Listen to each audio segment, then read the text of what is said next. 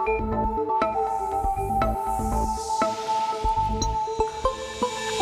эфире новости на телеканале «Осетия». В студии Елена Черенкова. Здравствуйте.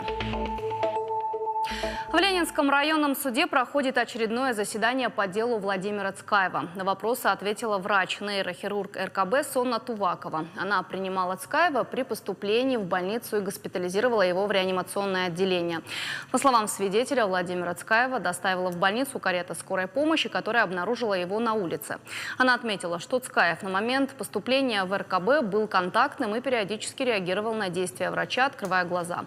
При нейрохирургическом осмотре его состояние резко ухудшилось.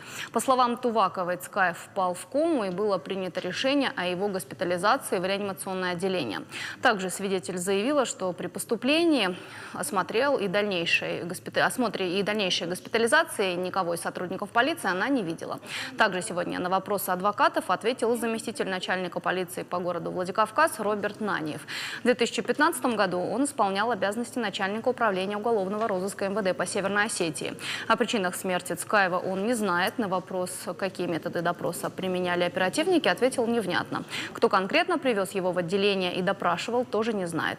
По истечении 3 часов Цкаева должны были отпустить из отделения, так как у него не было статуса задержанного. От свидетеля не поступало команды оставить его до утра. Сам он лично не видел, в каком состоянии увезли Цкаева в больницу. В рапорте доложили, что он оказывал сопротивление. По словам Наниева, утром ближе к 8 часам дежурный сообщил, что Цкаев скончался. О случившемся доложил руководство МВД. На какой день возбудили уголовное дело, тоже ответил, что не помнит. Было странно, что человек находился в здании в полицейском участке, где проходили многочасовые пытки. Изуверски избивали человека, душили, где делали искусственное дыхание, а он как исполняющий обязанности, как руководитель этих всех групп, которые все они к нему подчинялись, не имел понятия, что вообще происходит.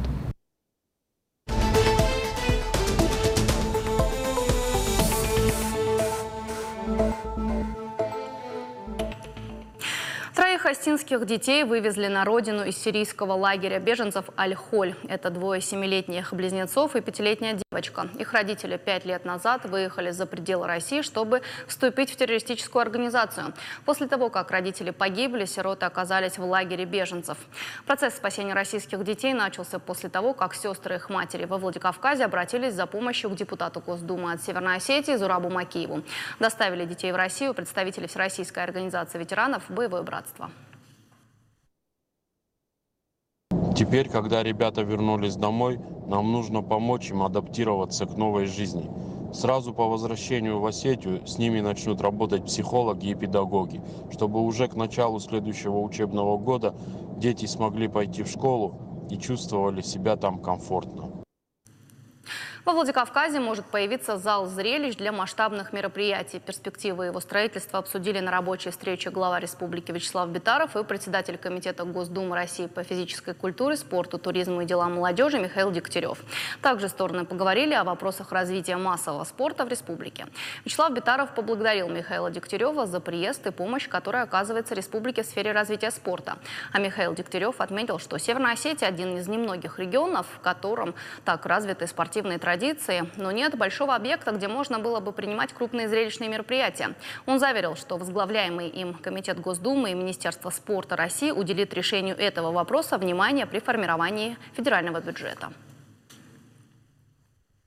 До конца текущего года в республике откроют десятки возведенных и реконструированных социальных объектов. Наиболее крупные – это поликлиника в Моздоке, Ардонская районная больница, школы на 500 и 1100 мест во Владикавказе. Работа по масштабному обновлению социальной инфраструктуры будет продолжаться, благодаря чему жители Северной Осетии ощутят улучшение в предоставлении им различных социальных услуг. Нужно оперативно готовить документацию для участия в федеральных программах. На 2020 год необходимая документация разработана и будет подана в федеральные органы.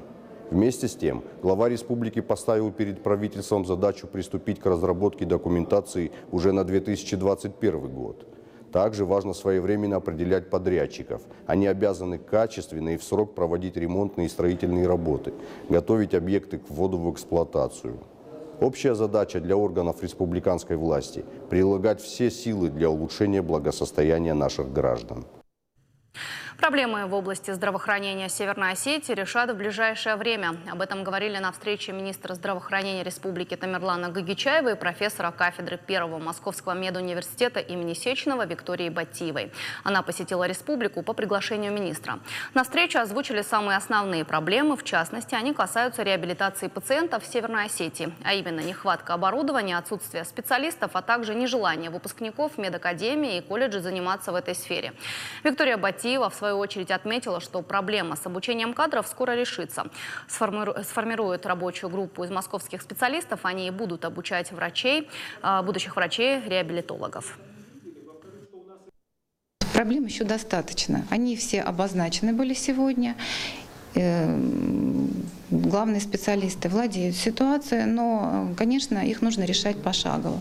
И я тоже буду помогать. Я попробую привлечь своих коллег, ведущих специалистов по спортивной медицине и медреабилитации города Москвы. Я считаю, что сегодняшняя встреча прошла достаточно конструктивно. Очень много вопросов, те, которые где-то были в глубине, сегодня они вскрылись. И перед нами стоит очень сильная, мощная, на мой взгляд, я надеюсь на то, что мы ее должны все равно разрешить. Любители точных наук из Северной Осетии могут пройти обучение в Сочи. Образовательный центр «Сириус» предлагает уникальные возможности. Ими, кстати, ребята из республики уже успешно пользуются. Например, в прошлом году в центр Северной Осетии отправили 20 человек. Там школьники могут пройти обучение под руководством высококвалифицированных педагогов и повысить свои знания в той или иной области, а также обменяться опытом со своими сверстниками. И все это абсолютно бесплатно. Достаточно подать заявку и выполнить несколько заданий. Подробнее об этом расскажет Галина Григорян. Руслан Агузаров мечтает стать программистом. Стремится к этому уже давно. Руслан – многократный победитель школьных олимпиад и отличник по предметам точных наук. Об образовательном центре «Сириус» услышал от своего преподавателя и сразу решил попробовать. Говорит, именно здесь познакомился с ведущими специалистами страны и уже определился с местом работы. Честно, я бы хотел себя попробовать в Яндексе, так как там, мне кажется, большие перспективы. У нас проходило множество лекций, и одной из них был Яндекс. Он представлял от лица директора, который нам рассказывал про все виды деятельности Яндекса. Я бы хотела стать программистом, так как мне кажется, что это очень востребованная профессия в будущем, и также деньги не обходятся стороной, она будет высокооплачиваема. Руслан попал в лагерь со своими одноклассниками. Там ребята были в прошлом году, но до сих пор находятся под впечатлением. Говорят, задания при отборе в «Сириус» были не столько сложные, сколько интересные. Изначально были легкие задания, но постепенно они начали усложняться, и даже в какой-то момент у меня возникали трудности, но я с ними справился успешно. Никто не принуждал ни к чему, и все было добровольно, то есть ты мог заниматься именно тем направлением, которым тебе интересно, то есть больше посвящать себя тому одному направлению и меньше другому. Учеба в образовательном центре помогла не только ученикам, но и педагогам. По их словам, в школьной программе ребята начали уделять больше времени, а теперь стараются узнать что-то совершенно новое. Ребят не просто так отобрали. Это очень трудолюбивые, способные мальчики,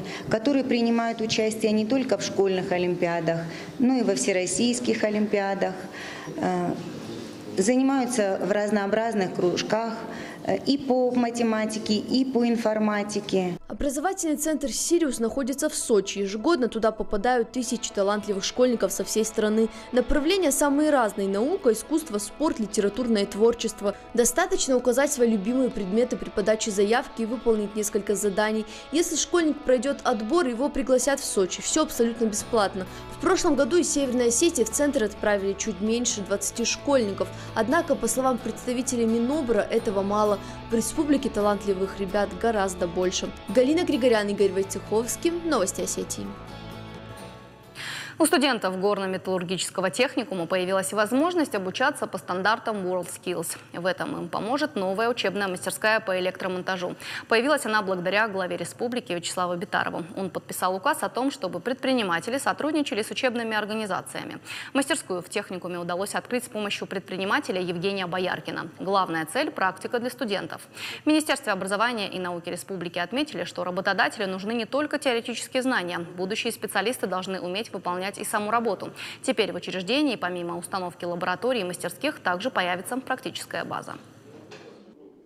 Кроме того, у нас, конечно, имеются планы открытия таких лабораторий и в других учреждениях, и мы над этим будем работать и призываем всех, скажем так, ответственных работодателей, бизнесменов помочь нам в этом, я считаю, нужном, благородном деле. Фестиваль ансамблевого музицирования проходит во Владикавказе. Его проводят уже 6-й раз. В этом году участие в конкурсе принимают 58 ансамблей и 107 юных музыкантов из городских и районных учебных музыкальных заведений. Ребята выступали в номинациях «Фортепианный ансамбль», «Концертмейстерский ансамбль» и «Инструментальный ансамбль». По словам педагогов, ансамблевое музицирование – важная часть музыкального образования ребенка. Ребята учатся играть вместе со своими партнерами и звучать как единое целое. На выходных конкурс завершился, а сегодня самые талантливые музыканты исполнят свои лучшие произведения на гала-концерте в колледже искусств имени Валерия Гергиева. Там и определят победителей конкурса. Они получат памятные подарки и денежные премии. Суть в конкурсе – показать профессиональный уровень работы наших ансамблевых предметов. Это камерный концертмейстерство. И отрадно отметить, что уровень сегодняшний, который демонстрируют наши студенты, очень высокий, профессиональный уровень. Конечно же, это все деятельность наших прекрасных преподавателей, которые сумели поднять так уровень, что у нас и конкурсы, и международные конкурсы они побеждают. У нас сейчас очень хороший профессиональный уровень. Олимпийский чемпион по вольной борьбе Давид Мусульбес провел мастер-класс участникам предстоящего первенства России по вольной борьбе. Во время тренировки Мусульбес уделял внимание психологическим аспектам и просил атлетов максимально сконцентрироваться на схватках. Также он показал ряд приемов, которые позволяют провести результативную схватку даже против опытного соперника. По словам тренеров, эти нюансы помогут мобилизировать не только физические, но и психологические резервы. Первенство России пройдет во Владикавказе с 4 по 6 апреля. В Северную Осетию уже приехали представители многих регионов страны. Сейчас проходит адаптация атлетов. Мастер-класс с титулованными спортсменами стал финальным этапом подготовки к соревнованиям. Сегодняшняя тренировка немного отличалась от прежних. Сегодня нам проводил ее олимпийский чемпион, наш земляк Давид Мусульбес. И он нам поделился своим опытом. И можно сказать, мы подчеркнули его энергию и постараемся на предстоящем старте реализовать все, что мы можем. И сделаем все возможное, постараемся, по крайней мере. Самую тяжелую работу они провели до сегодняшнего дня. Остается 3 дня, им надо просто накопить энергию, сохранить желание выступать, бороться. Именно когда спортсмен свободный от нервного стресса, физическое превосходство он чувствует, он может более эффективно и яркую борьбу, для чего мы и проводим первенство нации в этом городе. И здесь именно я показывал те приемы, которые необходимы для уверенности, для удержания счета, победы, поэтому они и тренировались для победы. И чтобы их не были все действия более эффективны. Шуточный праздник сегодня отмечают по всему миру. В этот день, 1 апреля, принято разыгрывать друзей и знакомым. К шуткам прибегают и представители средств массовой информации. Каждое издание пытается блеснуть юмором и отличиться креативностью. Вот, например, телеканал НТВ сообщил, что Владимир Путин уходит в отставку. В новости наши коллеги утверждают, что об этом стало известно от пресс-секретаря президента Дмитрия Пескова. Опровержение пока от Кремля не поступало, на то, что что-то нам подсказывает, что новость подготовлена специально к 1 апреля. Отличились сегодня и североостинские СМИ, и различные паблики в социальных сетях. Информационный портал «Абон» сообщает, что поющая ведущая Ольга Бузова все-таки приедет во Владикавказ. Более того, девушка проведет мастер-класс по вокалу и даст благотворительный концерт в Ордоне. Правда это или нет, судите сами. А я хочу напомнить, что ранее Ольга Бузова планировала провести концерт во Владикавказе, однако общественность высказалась против появления звезды на территории республики.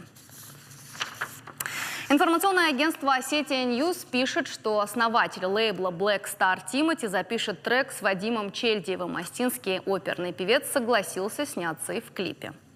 Портал «15 регион» тоже пошутил. Ссылаясь на своих подписчиков, журналисты утверждают, что в тереке было замечено неизвестное существо. На несколько секунд оно даже попало в объектив телефонной камеры, а потом скрылось под толщей воды.